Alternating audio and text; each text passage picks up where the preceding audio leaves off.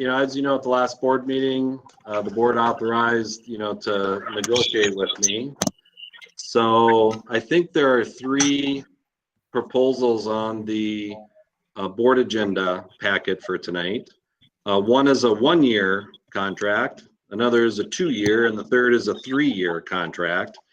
Obviously, my preference, would be a 3-year contract, but I'm assuming that the board would prefer a 1 or 2-year contract, just because we have new board members and a lot of other shifting. So really, I'm going to follow your lead as far as if this committee wants a 1-year contract or a 2-year contract.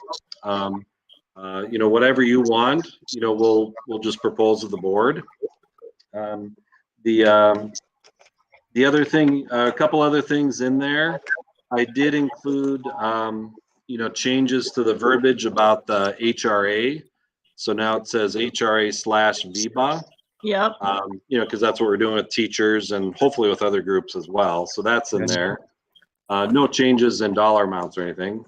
As far as salary, I'm proposing to keep my salary the same as this year, which is $155,429. So if we went for a 1-year contract, that'd be the salary for next year as well. If it's a 2-year contract, then it'd be the same salary, this year, next year, and that year. I am willing to decrease my car allowance. Right now it's at, I think, $350 per month. But certainly since March, there's been a change in how much I need my car. I still need to have access to a car, obviously, but I'd be willing to decrease that to $250 a month. Carson, I'm sorry, I'm just going to interrupt you for a second, but that's in the 8.3 above the salary, right? Correct. Yep. It just says automobile. Yeah. Yep. So you didn't actually redline that though, or did you on certain agreements? Oh, no, I didn't. I kind of did all 3 yesterday, and so it was kind of late. It was into the evening when I did it, and so I didn't do that.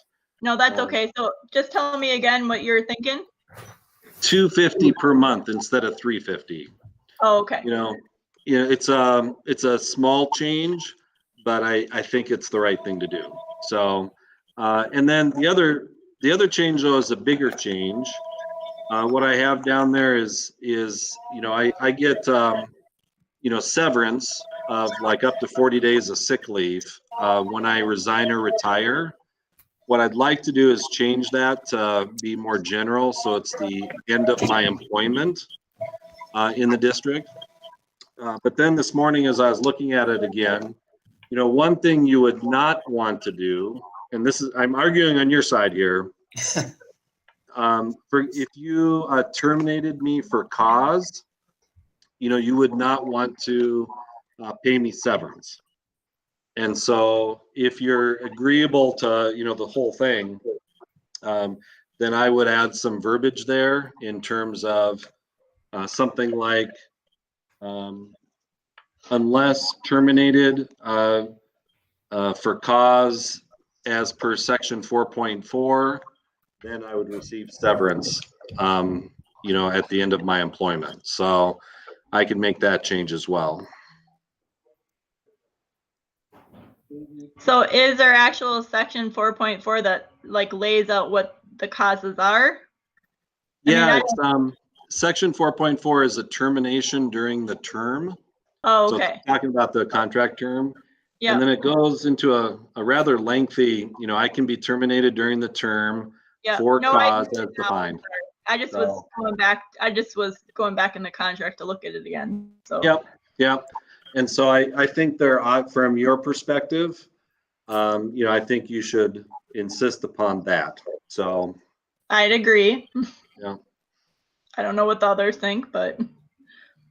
No, that makes complete sense. What's common sense? Yeah, just make the language simple. Yeah. Right. So what I would do, if you're agreeable to that, is I would shoot the 3 of you a copy of what that language could look like. I'll No. include Ann Jacobson, because she's sort of she is the media rep. Because I don't want to violate the open meeting law. And then we can review it one more time before the board considers it on December 7th, because we have a personnel committee right before then, so we can look at it then. So. Does this committee have any comments? And maybe this isn't the right time to do it, but I don't know when there would be a different time to do this, to discuss 1, 2, or 3 year contract negotiations. And It should probably be in an open meeting, just because then it doesn't look like there's any talking behind the scenes. right. So I'd say, I don't have to be part of it, but I think the discussion should take place. And again, I'd be okay with a 1 or 2 year contract. So I'm not insisting on a 2 year contract or a 3 year contract. I want to respect the wishes of the 3 of you as well as the full board Sure. and incoming board members. Yep. I'm really, really sorry, but I just missed that last part about before Pam asked the question about talking about terms, but you said you'd want, as far as the terms, you'd want to do what as far as us discussing it? Yeah, And you guys can just decide if you want a 1 year or a 2 year, and I'm okay either way. So, Yeah. And I don't have to be, and yeah, really just throw out your honest opinion and I can take that contractual term and I'll make the changes.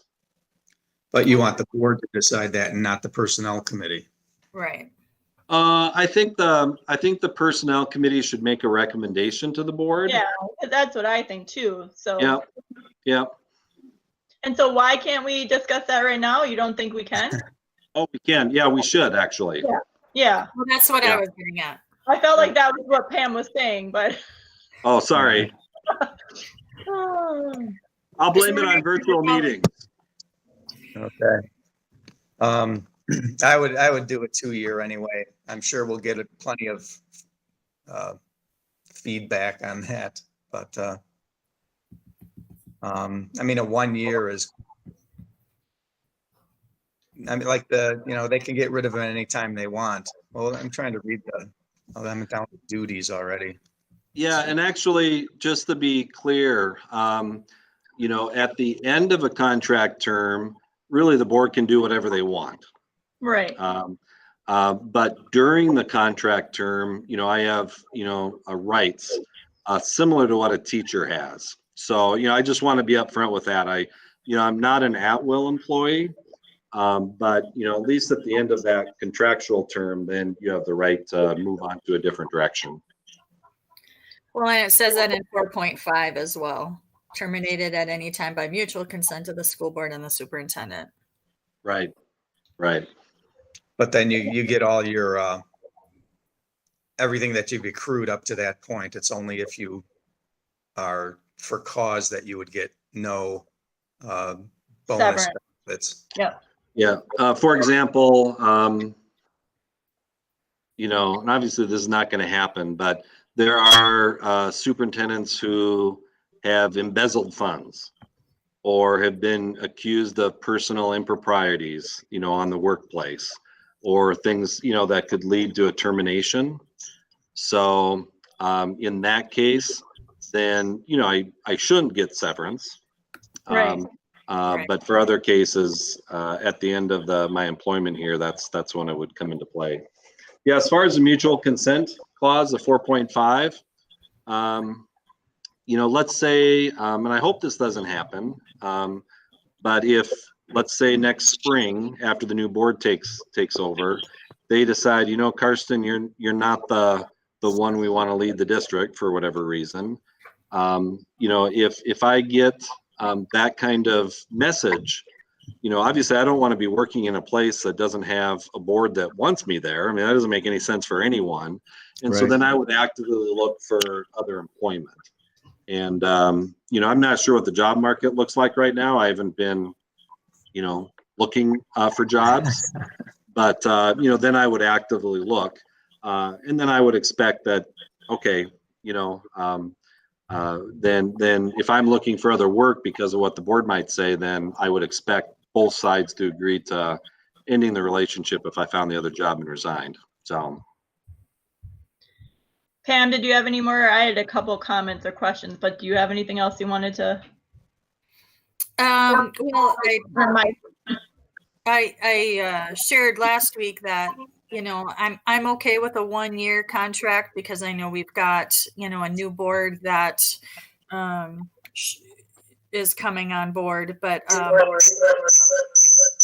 I do feel, ooh, I don't know what that. I think you're on twice, Mike. I am. No, I'm not.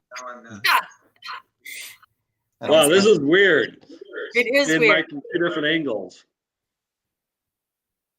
There he is. Excellent. Okay. Anyway, I think I'm okay with a 1 year, but I would prefer the 2-year. I mean, I'm pretty flexible in that, but I think that right now for the consistency piece during a global pandemic, I think that's really important. And I also think that when we come out of the pandemic and we need to reorganize and reshuffle and look at what we're left with, budgetary and otherwise, I think that consistency is going to be extremely important. And I want to send a message to our community that we have faith that Superintendent Anderson has led us through a pandemic and that he will lead us out of that pandemic. So that's my 2 cents. Mike, we can't hear you. Oh, You don't really want to, do you? Of course. oh, Mike. Oh, poor me. Our time together is so short now. So I know.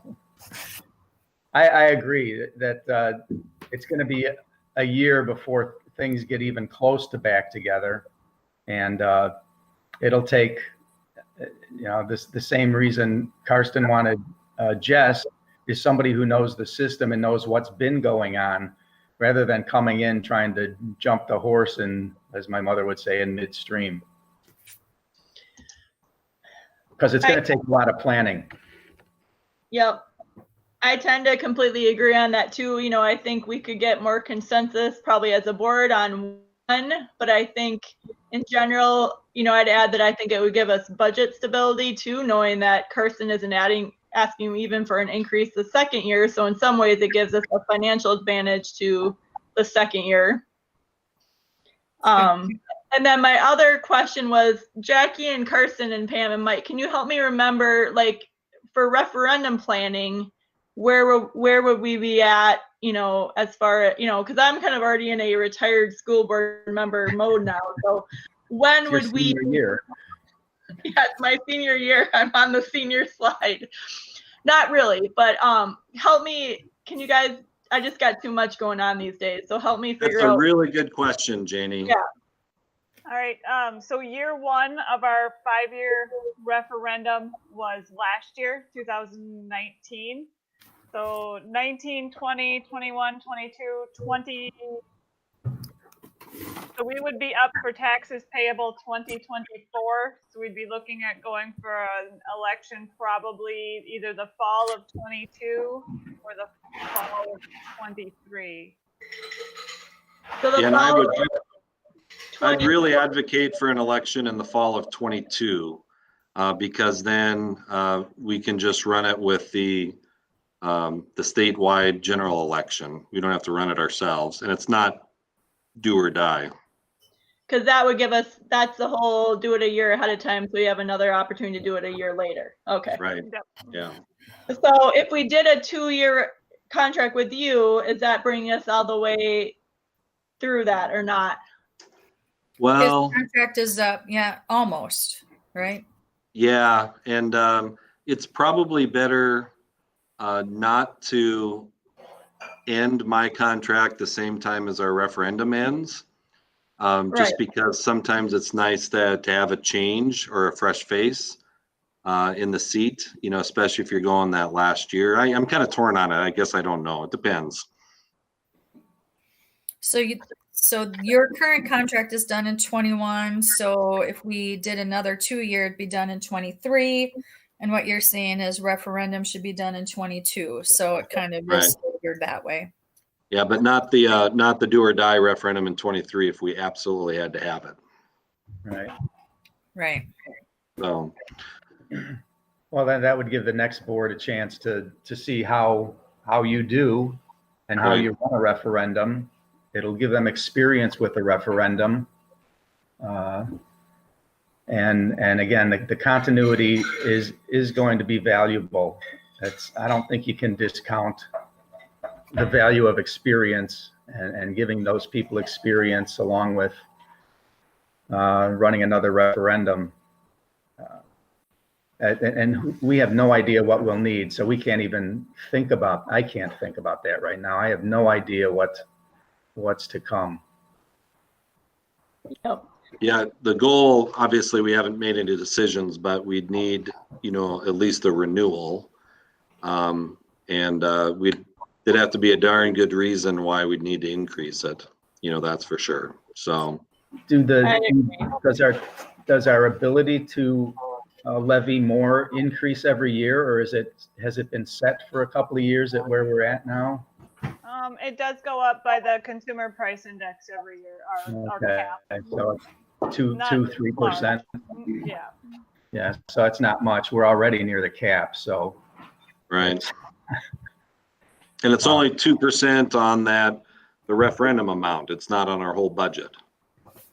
Oh, boy. So, yeah. Well, so that, I guess, again, that makes me go more for the 2 year with you, Carson, than the 1 year, in my opinion, because I feel like this last referendum, which was a considerable increase and had considerable promises and opportunities for our community and school district, should probably be planned and informed and kind of reinforced by you if it was going to go for a renewal, in my opinion. And, you know, if the new board went a different direction, then that's a whole different story. But, you know, Right. The way I'm thinking of it, you're the one that was very much a part of the overall, you know, plans and purposes and promises of that last referendum. And so, Well, the community did all the work, you know, Okay. obviously, but yeah, internally, you know, Well, the administration set the goals, so. right. yeah. I mean, I guess So- that's why I just bring that into it a little bit, because the referendum planning is a huge deal that I know a lot of us have had. It's a lot of time consuming and planning and work. So I'll leave it at that. But that's I think a 2 year makes most sense. And that's what I'm hearing a little bit from Pam and Mike, right? But Definitely, Yes. definitely. All right. Well, thank you. And then what I'll do is I'll make the change from 350 to 250, and then add the verbiage about, you know, if I'm terminated for cause, according to section whatever that 4.4, then I won't receive any severance. yep. Yeah. Thank All you right. for putting that in there. Yeah. And then if the next topic is, do you mind if we jump? Oh yeah, Director of Technology. Yep. So Mike Pagel has been working, you know, without any additional money. And I have to tell you that his work became a lot more time consuming than I had imagined. Because of district-wide effort, you know, during COVID, one-to-one initiative and all that stuff. So I think the original plan was to pay an extra $9,000. Does that sound right, Jackie? I honestly don't recall at this point. Okay, maybe during the meeting, I'll go back and research that. I thought it was 8,000 or 9,000. I think for the first year, I think it should be closer to 15,000, but then starting the second year, I think it should be scaled back. So, or at least considered to be scaled back. So I'm not, and, you know, I can certainly, you know, reach out to Mike and kind of get a better understanding of, you know, the kinds of work he's done with that. I know it, because I see it a lot, but board members may not be cognizant of everything that he's done. Right. We'll So, need to see that. yep. So I can, Pam and Janie, would you like that information as well? Yeah, and I think I would add, I would like some information about how that corresponds with the teachers that were assigned as technology experts or specialists, or whatever, in the buildings, because I might not be of the right understanding, but I think they're teaching less sections too, aren't they, because of that? Or is that not, am I misunderstanding? Yeah, well, Tony Kashi is kind of the tech guru in terms of instructional, working right with teachers. Just started second quarter. And so he's teaching fewer classes, but then doing more of that tech Yeah. consulting or whatever it is, tech integration work. And then we have over a dozen building tech leads, and they're really there to serve as a resource for teachers who have questions, or maybe they provide a little training or some guidance, those kinds of things. So that's significantly smaller time commitment. Yep. Now Mike's work, on the other hand, is over and above everything he does as a principal. So he's been developing the plan, the tech plan, the Chromebook plan, figuring out the distribution plans for all the technology, making decisions about what kind of equipment to purchase and not, those kinds of things. But I think, again, I'm thinking about 15,000, but I'll talk to Mike and, I'll just get a quick summary from him of everything he's done. I won't get a day by day kind of thing. That's not, needed, but at least get the list so I can present it to you. Yeah, no, and that's where I just have to ask that question of, like, I just don't know how those and all those other integrationists and resource people are kind of in that whole plan. Like, so if you can somehow include of what that means financially for the bottom line, I guess. Oh, I see what you mean. Yeah, the building techs are being funded by a donation from Jones Family Foundation. Oh, okay. So that, I maybe not one or two of them, but the rest of them are fully funded. And then Tony Kashi's, maybe that change led to maybe one overload from a high school teacher. I can't remember for sure for part of the year. So I see what you mean. I'll come up with the overall cost increases. Yep. No, that would be good. So didn't we already, with the human resources plan, when we restructured this, we already put it in the budget for 9,000. Yeah, it was right around there. Yeah.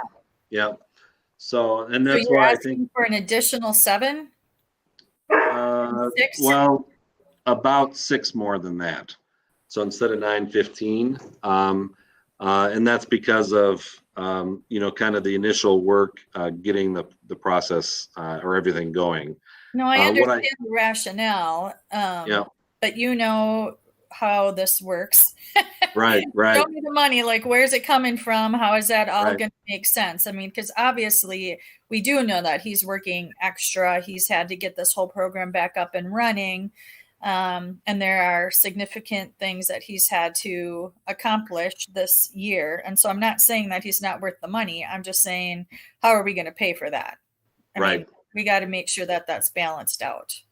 Well, what I could do is Jackie and I, after we make some of these other decisions, we'll know what the overall HR plan turned out to be, like with custodians, technology people, some of those changes. So we can give you an update as far as where we are, in conjunction with that. So I think that would be super helpful for all of us to see. Like, I know what you proposed, and we have that document, but we don't really know what actually got filled. What's still out there, what needs do we still have? So I think that would be really helpful before we make any decisions on any of this stuff tonight. Yep. That's no problem at all. So, we have a meeting, our next meeting is on December 7th. And so I'll see what I can come up with as far as Director of Technology issue before that meeting. And the other thing we should probably consider before, sooner rather than later with the HR plan is And I know that it takes more time in the beginning with Mike, but I also want to make sure that we're not shortchanging him in his duties as a principal. Like if this is a job that needs specific focus, then we should get somebody in there who can specifically focus on that. And I know he's doing a bang up job on keeping things going and being able to go back and forth. I met with him a few weeks ago, and I know he's doing a tremendous job on being able to balance all of that. But, I want to make sure that that's not A, burning him out, and B, shortchanging either technology or Sunnyside. Let's make sure that we've got enough support for either. Yeah, he's a very, I don't know if flexible is the right word, but he could fit either, the principal role really well or the director of technology role. He's really good with, he's just good at so many different things. And so I totally get your point where, we don't want to burn out a fantastic employee. So, also, this year especially, he's really kind of taken a lead role in terms of working with all the elementary principals, because he's really the only one who's kind of in the same position as he was last year. We have Kim Corey, who's new to Jefferson. Jen Grove is new at Burnside. Chris Palmetier's world was shaken up when he went from middle school to elementary. So he's kind of the guy, who really gets elementaries inside and out. So, he's also had that work. I'm definitely willing to prepare some materials to justify at least consideration of that amount. That would be very helpful. Thank you. Yep. Yeah, it's a huge job and he should be rewarded for it. I suppose it would be paid out as a stipend and then work out any contractual amount for the continuation of the job. Yeah, and I think there should be two discussions. One would be for the extra time that he put in this year on that work, and then I think we'd have to talk about, okay, what's the right amount starting next year, and then he could decide if he wants to continue in that. And I hope he does. Yeah. Hey, do you mind if we skip the program directors and just talk about program assistants real quick? Sure. Let me Just because it's a much easier one. We'll get it done in a couple minutes. Perfect. So program, let me, it's going to take me a minute here to find it on my screen. Oh, wait, no, I have it right here. Me too. Sorry about all the documents yesterday. Well, at least we're saving a lot of paper. Well, yeah, at least the school is. I'm sure some of you are printing them out or buying new monitors. I'm on two different computers here. There you go. Let's see. So program assistants include a tutor at Tower View, a licensed swimming instructor / lifeguard, and our Kids Junction assistant lead teachers. What we did is just propose a 1% increase the first year, 0% increase the second year.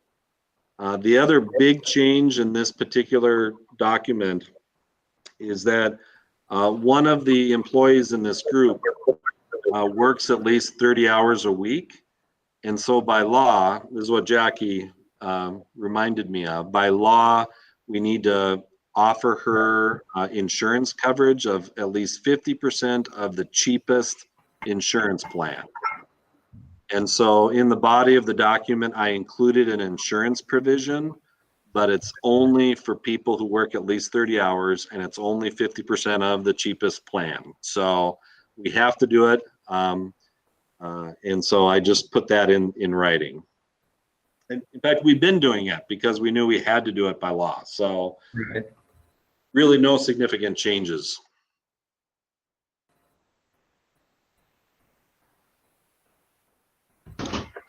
Sorry. No, that's all right. We're back. So really everything else is pretty standard. The only thing, and I forget, are these at all this whole banding thing, Carson? I just want to be, and this has nothing to do with it, right? That's the program directors, right? Yeah, program assistants didn't change bands at all. Okay, And we just gave them straight COLAs. okay.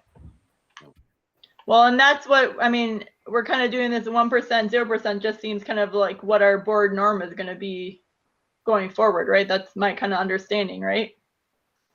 Yeah, I mean, we aren't going to divulge what we discussed in our closed session, but 1%, 0% would be within those parameters. Mm-hmm. Okay, any other questions on the program assistance?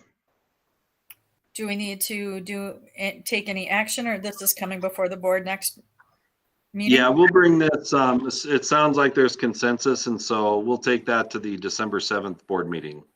Okay. Yeah. So the next one would be the program directors and supervisors.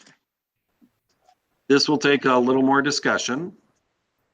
And 2 years ago, I had a brilliant idea of combining program supervisors with non-classified personnel. So I put them in the same document, I think 2 years ago. And, I thought it was working okay, but in the end, it was just complicated because the two groups had different insurance contributions and different vacation and stuff like that. So this year I came back around and I'm suggesting pulling them apart again. So I own that. Sorry about that. My attempt at simplicity actually made things a lot more complicated. So this is part of that previous group. I did change the name. Instead of just calling it program supervisors, what I'd like to do is change it to program directors and supervisors. We have some, and so that's different than the district directors. It's a totally different document. But we have people like Alan Gaylor, Brent Lexfold, who are running the whole department. And so typically we would call them directors. In fact, their titles are directors. And so, that's why there's a name in the actual title of the document. Okay. There were some positions rebanded, and I can explain what that means here in just a minute. I'll just go through the list. Cost of living increases, the first year would be 1%, second year would be 0%. I wish we could do more, but obviously we have significant budget issues. I did include some pay differentials due to backgrounds that people either have or could have. So just because they're listed there doesn't mean they're going to get it. For example, some of our people do not have master's degrees in particular areas. So it's listed there, but they aren't going to get compensation because they don't have a master's degree. And I'll explain that when we talk about banding. I did increase vacation allotment because they are exempt employees. And so that would match what like the district directors have, what I have, what year-round people typically have. And these people have significant responsibilities. I know that they work on weekends and at nights and so on. And because they're exempt from overtime, they don't receive any overtime pay. And so oftentimes then instead of that, then there's increased allotments for vacation. So that's why I put it in there. There are other changes in the red line version that I included in the packet. So, but why don't we get back? Do you have any questions about that stuff before we talk about banding? Well, I think that when we have such a low cost of living increase on the schedule, I think it's always important to consider ways that we can, I don't know what the right word is. Retain. What's that? Retain our better people. I without sounding like a broken record, I'm always talking about recruiting and retaining good help, good staff members, and we are faced with some really difficult financial years ahead because of a pandemic, not because we've had mismanagement of funds. I think that's an Right. important distinction to continually make, because when we talk about significant budget problems, I think sometimes the perception is, well, what are we doing with all those referendum dollars? And why would I ever want to support another referendum when you can't manage the money I've given you? And I think that it's really important every time we have an opportunity to talk about how well we are managing money, how well we are being as fiscally conservative and responsible as possible. But I do appreciate being able to put something in there. I mean, that's a hard hit, 1% one year and 0% another year for a significant group of people, where we continually talk about that in negotiations as well with different groups. And so that's a long answer to say that, I'm thankful that you've been able to put some things in there about the vacation or some other changes to try and make this a little bit more palatable. Yeah, and I think the vacation is definitely the right thing to do for this group. As I said, they put in the extra time and, don't get overtime like, some of our employees do. Any other questions before I talk about banding? Do they accrue vacation time like teachers, or do they accrue it, pay out at the end of their? Yeah, let me look at that. What's being proposed is that they would get 2 days per month, and that they have to use it within 12 days after the end of the fiscal year. 12 months after the end of the fiscal year. 12 months. Thank Yep. you. So they have to use it within a year. And then this group I believe, does not have a payout option, or the payout option is negated by their 403B contribution. And actually, this proposal does include up to 24 hours of paid unused vacation leave. So, and that's very common because, when someone, let's say, retires, we want that person in the office every day possible. So otherwise, it's a huge transition shift for us. And Mike, you're frozen, so I'm not sure if you're trying to speak or not, but you're frozen on my screen anyway. Right. He's frozen on. Oh, no, he's not. You're live. Thought out. Now you're thought out. I can't see you guys, so I guess we're.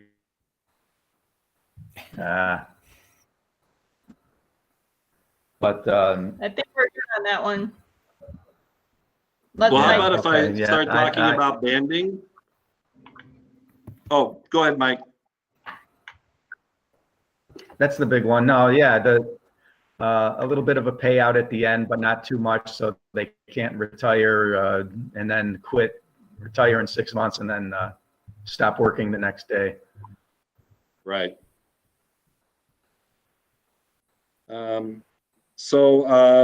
Banding is always a challenge, and I'm certainly not an expert when it comes to banding position descriptions, but I know enough at least to share.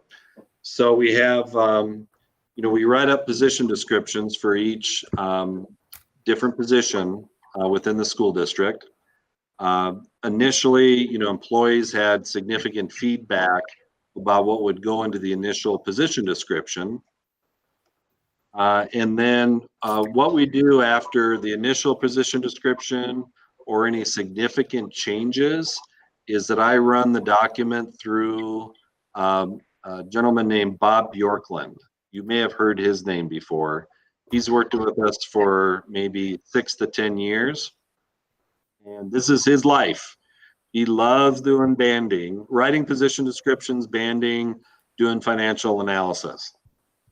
So, that's what we've done for many years. With some of the new positions and some significant changes in other positions, we send them to get rebanded. One example would be the human resource coordinator position. Now, we'd like to change the name either to human resource manager or human resources generalist. I don't understand the hierarchy of different position titles, but there is some information from other sources that we should probably change the name because of the duties that, for example, Amy has. So we've added a lot of different kinds of responsibilities to Amy's plate since she was hired. For example, she serves as a human rights officer. She is authorized to work with legal counsel on different HR issues. She's taken on a lot more of those roles. And this has been the plan actually for many years to kind of have that position evolve. And so anyway, we've been adding those responsibilities. And so we had it rebanded by Bob, and he came back with a higher banding rate than what we've had in the past for that position. And so that kind of shook things up in terms of kind of the categories where we would put people. And so that would result in a pretty significant raise for Amy.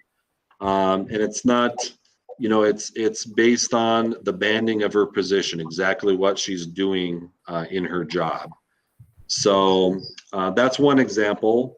I think we ran the IT systems administrator through a banding. We looked at some others too in the director of buildings and grounds. And then we also looked at some positions in the non-classified group that we'll talk about after a little bit. So sometimes when we reband, the banding comes back higher, sometimes it's lower. Well, the reason that's important, first of all, we want to be fair to our employees. If someone is a higher banding, then they should typically earn more per hour, depending on what step they're on. That kind of comes down to pay equity. So it's the right thing to do. But then also when it comes to pay equity analysis with the state, we need to enter data about where people are banded and the maximum amount that we would pay, a person in that position. And then the software figures out if we are compliant with pay equity laws or not.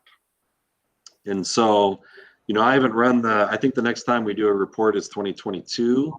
But, clearly with the different banding changes, we need to at least be cognizant of that as we're putting people into categories. So now the reason why, the pay differentials play into that is that part of the banding process, you look at not only responsibilities, skills, and knowledge, but how many people you might supervise. But then there's also a section on certifications or educational requirements. And so a lot of these positions were banded with certain minimum requirements.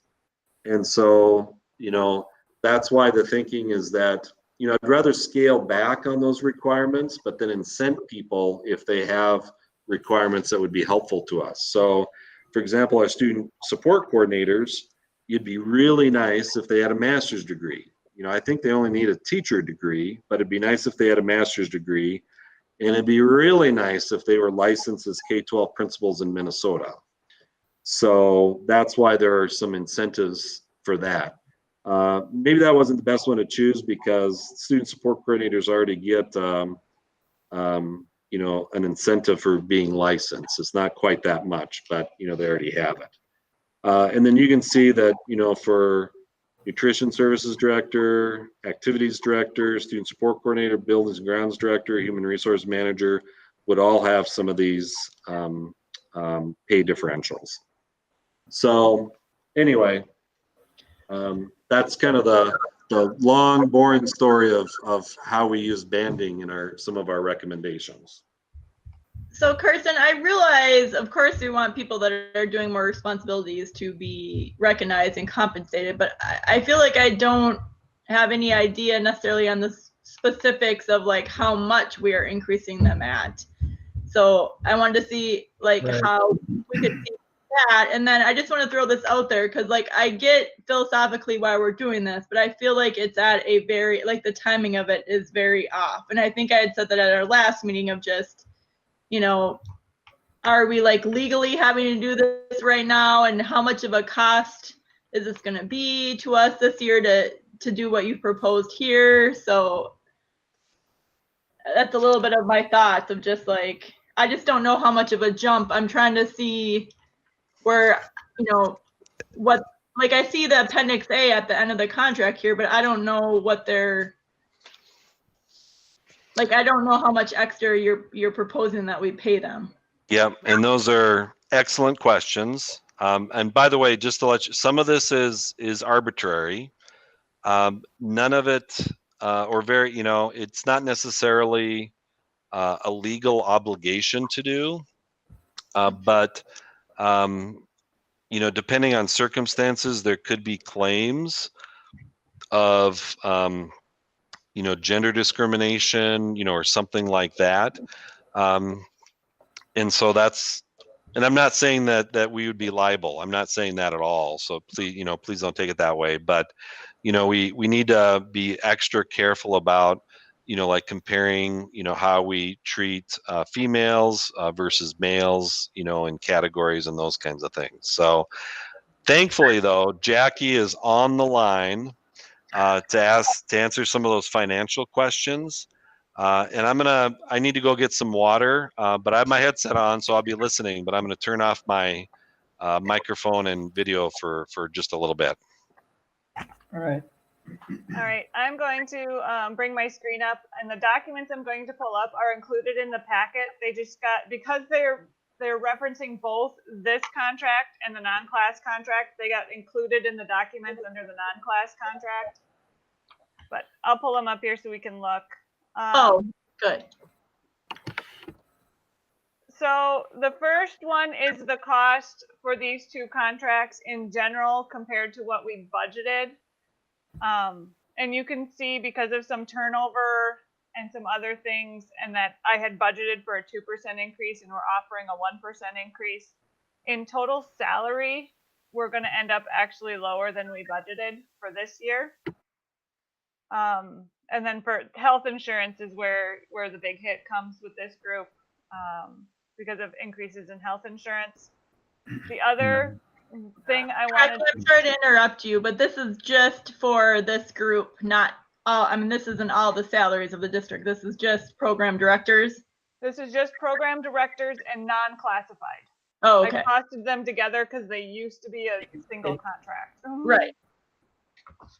Jackie, can you blow it up a bit larger? Yeah, I I can can't do see. Wow.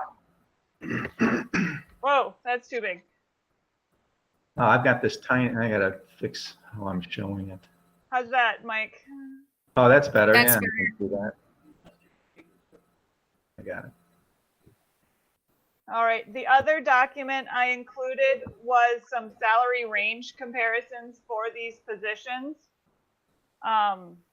That part of it came out of the Bjorklund salary survey from Hastings. Part of it comes from groups we just contact normally for these types of comparisons. So you can see what out of the districts listed at the bottom here, what their low hourly rate was, what the high hourly rate was, what the average is, and then what we're proposing for each of these positions based on the contract. This was one, you'll see my note here. I'm not sure exactly where Amy fits. She has a lot of duties of an HR specialist or a benefits specialist, but she has some of those higher level responsibilities like Karsten talked about that you would typically see in a director of HR. Not a lot, but a few. So Well, can you say what she's not doing as a director? Or what she does not have a lot of involvement right now in the planning of the staffing. She sits in and she listens, but she's not actually doing the FTE budget for each building. That is something I still handle. She doesn't have any staff to oversee. Okay.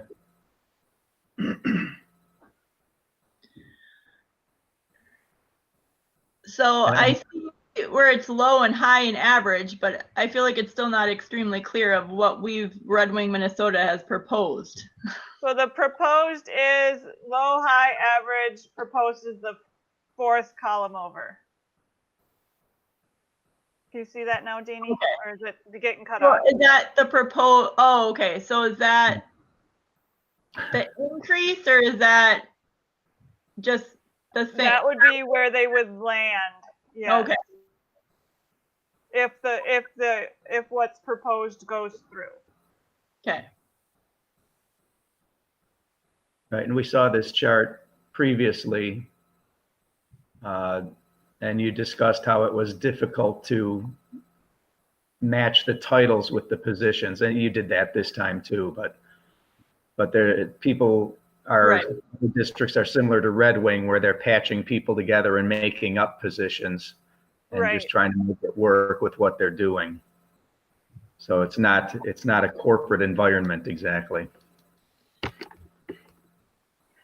So I know Carson's just listening, and I know I'm still kind of looking at this, Jackie, but like if we were gonna kind of, rather than like going full on, like, okay, let's get everybody banded where they're supposed to be or where we would like them to be, like what if we just went halfway this year? Just because I just still feel like financially it just feels like the timing is a little off. I mean, are we talking, I mean, I know we're already under budget because of some things, but with how much are we looking at saving us? Can you maybe go back to that other, Oh, yeah.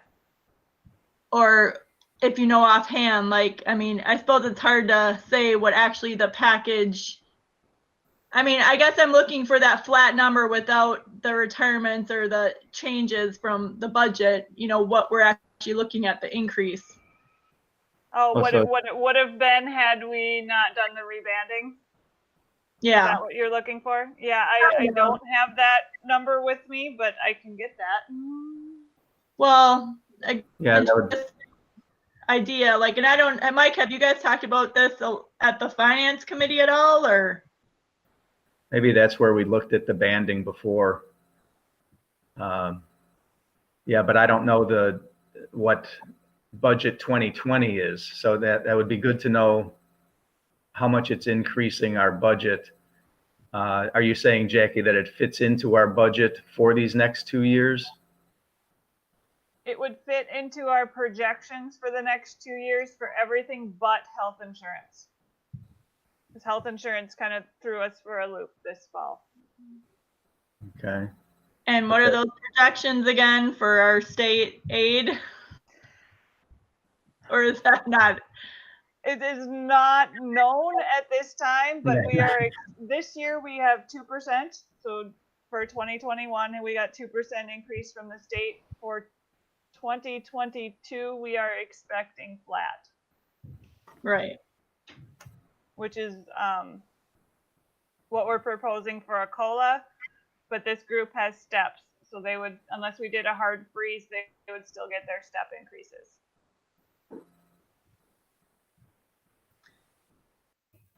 And Mike and Pam, am I off in thinking like, I mean, in some ways I just would like to see us almost go halfway rather than full throttle, like to make up for things or reband it, but maybe I'm completely off here.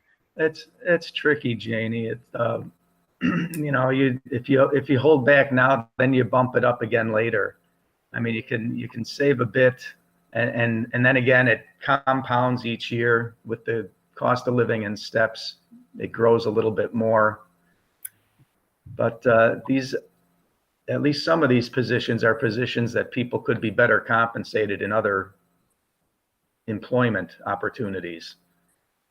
And so I think that's the biggest thing, is that we need to pay a competitive wage compared to what a private employer would pay. It's Yep. one of the hardest things about public employment. That's why they've earned, you know, why they negotiated high benefits for so many years, is because they've been compensated financially considerably less than private places. They've Mhm. caught up in recent years, but I still don't think that they're near what private corporations can get. because they're able to more easily adjust their revenues. And, they can react a little bit quicker.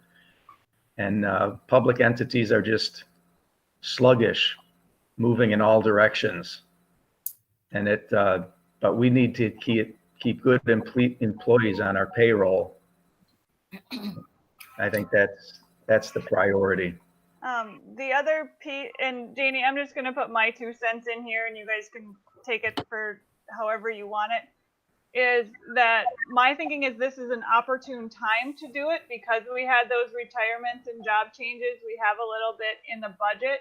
I think if we wait to do it halfway, we may find ourselves in a budget situation where we might not be able to do the other half later on. I mean, if that makes any sense. Okay. Yeah, that led to a strike in Red Wing a few years back. Well, I was going to say what you were going to say, Mike, because I've been on this committee for 4 years now, and this is the same conversation that we've had for 4 years. Red Wing is one of those, we have the disadvantage of being a small, well, it's an advantage and a disadvantage of having a small district, but we're within easy driving distance of large districts that can afford to pay much more than we can. And so you're right. I mean, we do have to offer competitive wages, but we also have to balance everything out always. And, I appreciate seeing the low and the high, the average on that sheet, because I think we do need to come somewhere in that middle ground. I think we need to fall at a competitive wage, but also realize that, we're just not going to be able to pay what, say Farmington, I'm sure, they're an easy drive away. We could easily have our people driving to Farmington and getting a lot more money than us, than we can do, or sometimes Rochester. So, it is that balance, but I do want to, again, retain our talented workforce. So I'm glad to see that we're not proposing the high, and that we're coming in somewhere in the middle. And I think that's fair. And obviously, we've worked with this banding director person for many years. As long as I've been here, we've been working with him, and I know he was here prior to that. So I do appreciate knowing where we fit in all of that, and that somebody else is looking at that, and making sure that we are offering a fair wage. I think that's paramount. So, I mean, it is hard, Janie. I hear what you're saying too. Like, I don't even know how you can even say we're giving 1% and 0% to some of these other groups and then giving people a significant raise. That doesn't feel right to me. That feels somewhat backward. But the whole purpose of giving that significant raise is to get them to a salary that is equal to the job that they're doing. Right. And, Karsten, he always recommends, with the Human Resource Department, they recommend that starting salary. And, it's not always right. It's not always the fairest thing. That's where we come in. I'm just thinking out loud now, but does that make sense? I mean, No, I was thinking out loud too. So it's for conversational sake and to make sure Karsten comes back from his drink of water pretty soon. So did we have to go to the river and grab it, or? Don't worry.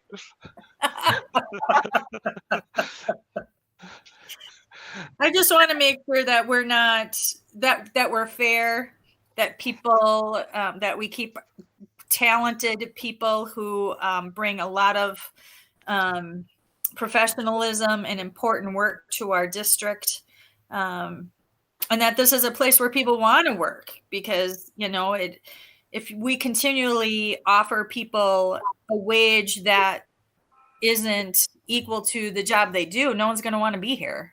Everyone's going to be bugging out. So it is a balancing act, though, I'll tell you, because it is hard to see these significant changes And I hope that we're able to balance it out somehow in all of our budgeting. Yep. All right. Well, Oh, How's that for a non-answer? yeah. that was really good, Pam. You could be a superintendent, Pam. No, thank you. Yeah, Don't no, it's take never a my good magic time. 8-ball back, Karsten. Oh, let me put myself on video here. Oh, perfect. Yeah, I mean, I Yeah, there we think go. it sounds like we're all in. I mean, I have some hesitations, but I definitely see some of the other points of this time, you know, the timing being now, but it's Pam's last comments about, you know, what we're doing for COLA and then where other people are getting. But I know, you know, I think we need to just make sure, even in that board packet, Carson, that we include like what added responsibilities have happened. I think will be very important. So, and how those positions have changed. If we, you know, I think if we could be really specific about that, I think it would help the full board understand, you know, some of the main reasons why. So. Yeah, that's a good point. Definitely. All right, and then I'll kind of, I guess, you want to go to the non-classified personnel? Yeah, why don't we do that? Once again, it was split into two, and so now this is the non-classified personnel. Several position descriptions were rebanded and placed accordingly. You know, I think some of them actually decreased in their banding rating. You know, because we really looked hard at the actual educational requirements and particular job duties. I think in an earlier banding, maybe there were assumptions made about how many people the person supervised. And so we were very clear about, you know, to make sure that there weren't assumptions that 30 people were being supervised when really it was only maybe 1 or 2 real part-time people. You know, those, and that's kind of an exaggeration, but we made that very clear with Mr. Bjorklund. And so we factored that in here. I will note one or a couple more things here, and it kind of ties into the program director's discussion as well. So under 3.2 in the agreement or in the document under pay, well, before I go over what the proposal is, I want to explain that, and this is probably 4 or 6 years ago, and I'm really glad I did it or suggested it because this group of employees was being kind of left behind because earlier documents had these wide-ranging salary amounts. And so I remember one, these aren't the exact numbers, but for a particular position, the salary range was between 25,000 and 64,000. And, you know, oftentimes the recommendation or to get in that salary range, there'd be changes in how many hours and how many days per contract year, just to kind of get it in that range. And there were definitely some inequities because of that. Worse yet, when you know, people would get like a 1% COLA, you know, the other employee groups, well, they're getting 1% COLA plus a step, whereas, you know, people in the non-classified would just get the COLA or maybe a slightly higher COLA because they weren't getting steps. So there were all sorts of problems with that. And I really wanted to try to formalize it in a better way. So about 4 years ago, I converted those wild, crazy, wide-ranging salary ranges into a step system. And because the ranges were so high, I had to go to 15 steps. And then I took each employee's hourly rate based on their salary, and I put them at a step in the grid. Okay, I didn't want to hurt anyone, so each person either had the same wage or the next higher step wage. You know, so you want to be fair. Well, there were a couple of employees who had worked here, one for almost 20 years, and I think one for 30 years. And when I followed that process, one of them ended up on step 1 and the other started at step 2. And so, and that hurt me, when I figured that out, that really hurt me because, of how much time they spent in the district. So at the same time, it was, if you look at just their circumstances, the change was actually better for them because they were at those steps, and at least they're going to get a step increase and a COLA, whereas in previous years they weren't getting that. So it was the right move. Don't get me wrong, definitely the right move. A couple problems though that resulted from that. First of all, when we hired new people in that same category, we felt obligated to try to put them at step 1 because we didn't want to put them at a higher step than an employee who had been here for 20 or 30 years. And so we brought in like Melinda Johnson, our student services secretary, Amy French, our human resources coordinator, and I think some others too at step 1 or at a very low step, maybe step 1, 2, or 3, I can't remember, even if they came in with significant experience. Just because of, we wanted to try to line things up with the people who'd worked here for a long period of time. So anyway, the spirit of that, made me suggest section 3.2 subdivision 2. And so I'm suggesting that for employees hired before July 1st of 1995 in a position covered by this document, that they would get 3 steps each year instead of just 1. And again, it's it's recognition that they've worked here for decades, not just years, but for decades. So I envision only doing this for this 2 years. In 2 years from now, I would come back and probably just put them, recommend them just, 1 step per year, like everybody else. But it bumps them up a little bit, so they aren't, so low, even though they're how long they've worked here. Can you do that, Kirsten? Take offer them up 3 and then cut back in 2 years? Isn't it a obligation? Yeah, these are, everyone in this group would be an at-will employee. So really at any time, and, we don't want to do this, but at any time we can actually redo this document. Right. And so, we would probably just change it, 2 years from now. So instead of getting 3 steps, they just get 1 step per year for a period of time. And I think it's really, what's that, Mike?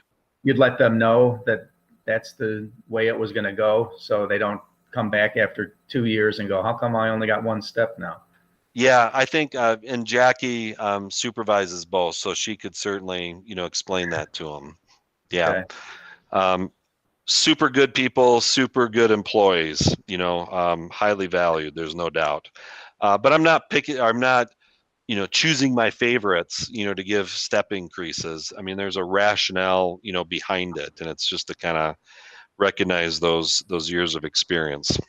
And Karsten, just to let you know, there are 3 employees this would affect, but one is already at the top of the scale, so we can't increase her steps anymore. So it would only be 2 of the 3 that would qualify.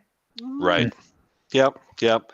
And again, that comes to the inequity where, the third person who's already going to be at step 15 has worked fewer years here than the other 2 employees. But when you took their salary and put it into the grid, that's where it landed. So this is one way to help address, those inequities from many years ago. And ideally making a more uniform contract that works for everybody from here on out, which I think is what we've been trying to do on this board for 10 years. Yeah, the problem is that it's always a slow process. Right. I think we've made, we used to have probably dozens of different agreements that we combined into these 2 or 3. And then we converted to steps and we try to formalize the benefits and stuff like that. I feel like it's always something.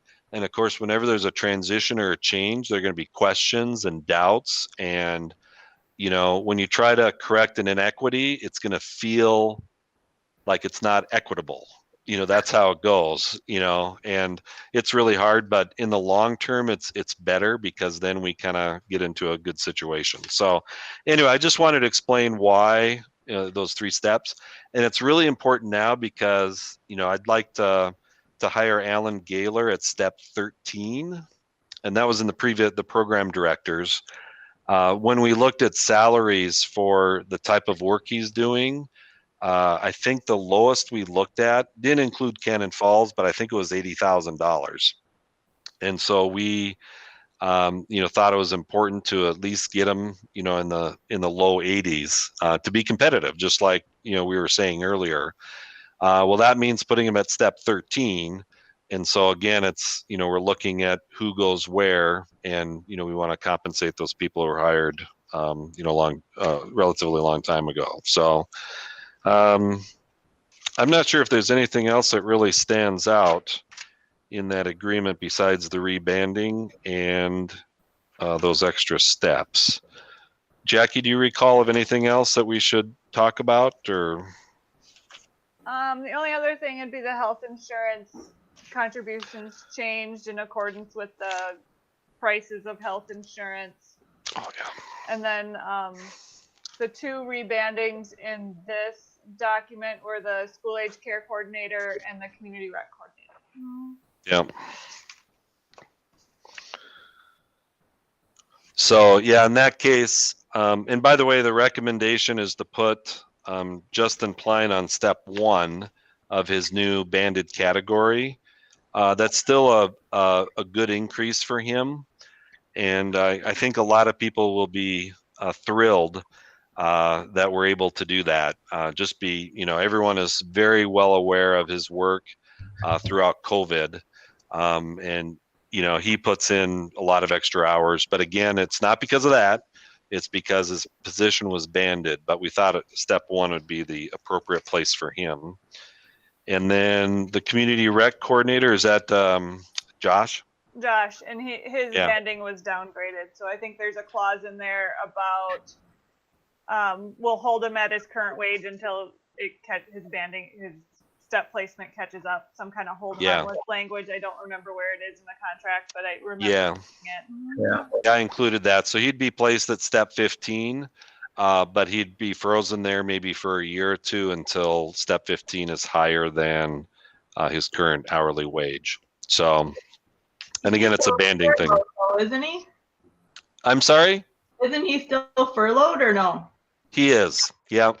Yep. Mm-hmm.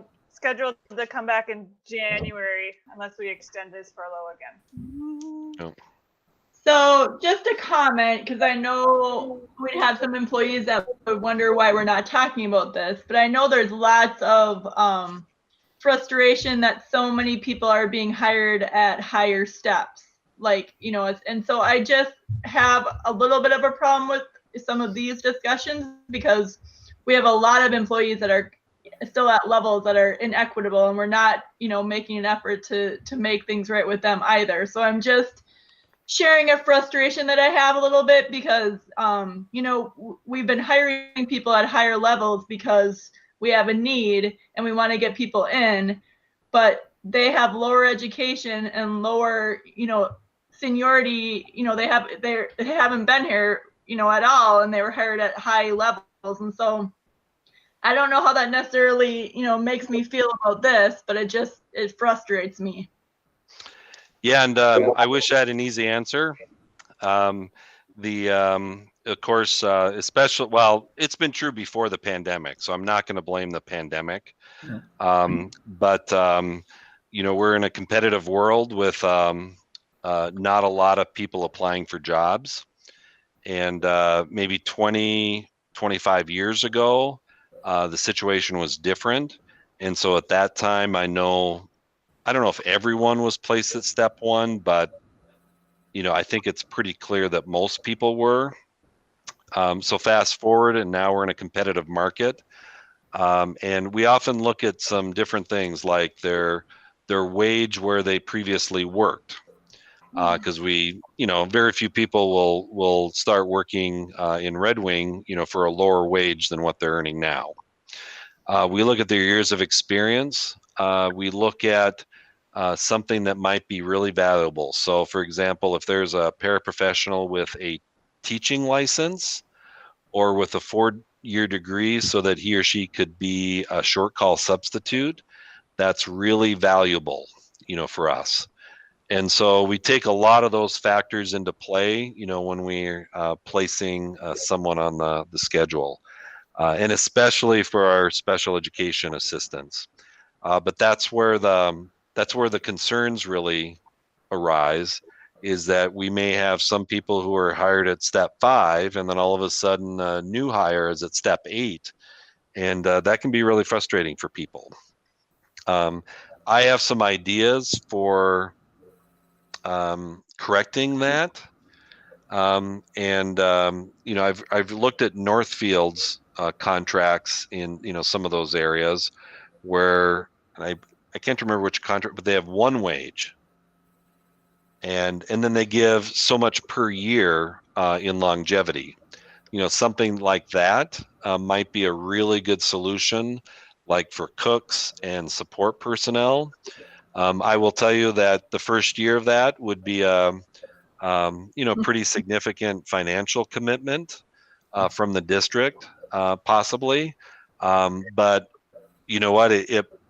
If we had the money to do it, it might be worth it, because just like with those groups, we want to encourage them to apply and to stay in Red Wing. So I don't have a short answer.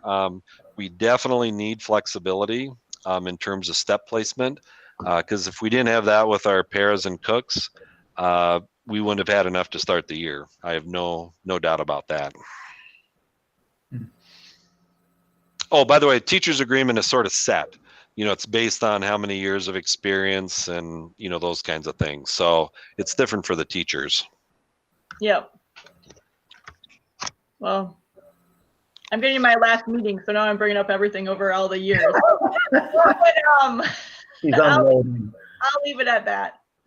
Oh, and by the way, it's a big issue. I know that one or two other board members have brought it up as a discussion topic, and so we were planning to talk about hiring, procedures, and step placement here in November. But obviously, with COVID, we had to switch gears and focus on COVID-related issues instead. But yeah, it's something that we should address.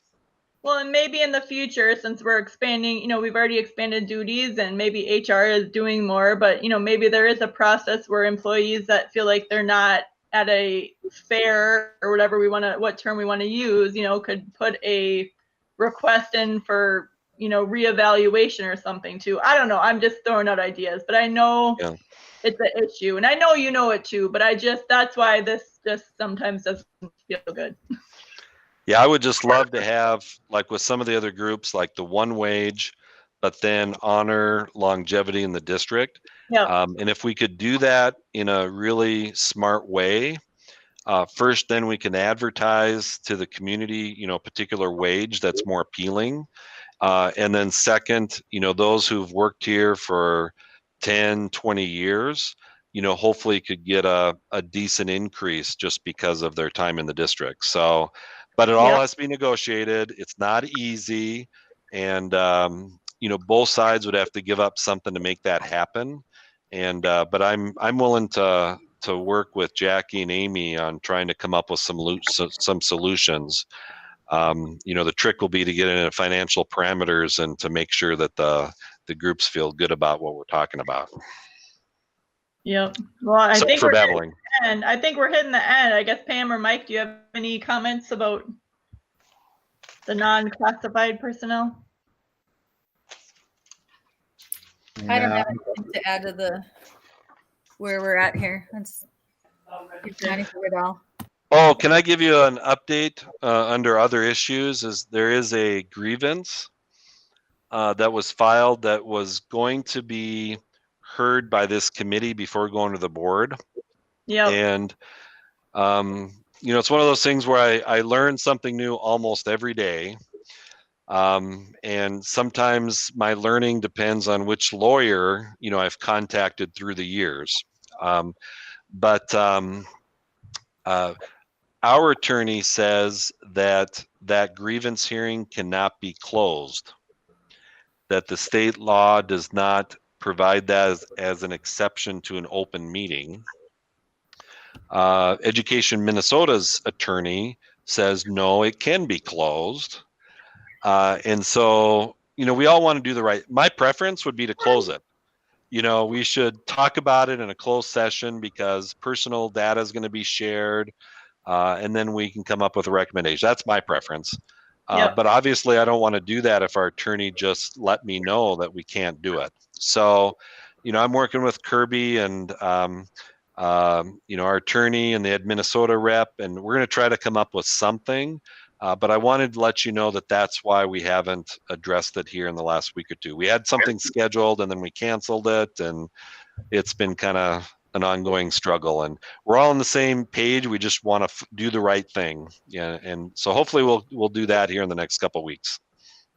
Okay, so we'll just look for you to take the lead on scheduling that, or whoever. Yeah. Okay. Yep. All right. Yep. I think that's all I got. Any other issues that we would like to bring up at the Personnel Committee? No. Well, I know how much time you guys put into the job, and so I more than ever appreciate your extra time today. Excellent. Back at you too. Thanks, Jackie, for all the financials, and I think that sounds good. I guess All we right. will adjourn, and then our next personnel will be that first meeting in December, right? Yep, right before the board meeting. Okay. All right, sounds good. Thanks. All right. Jan. See y'all Yeah, later. everyone. Bye. See ya. Yeah.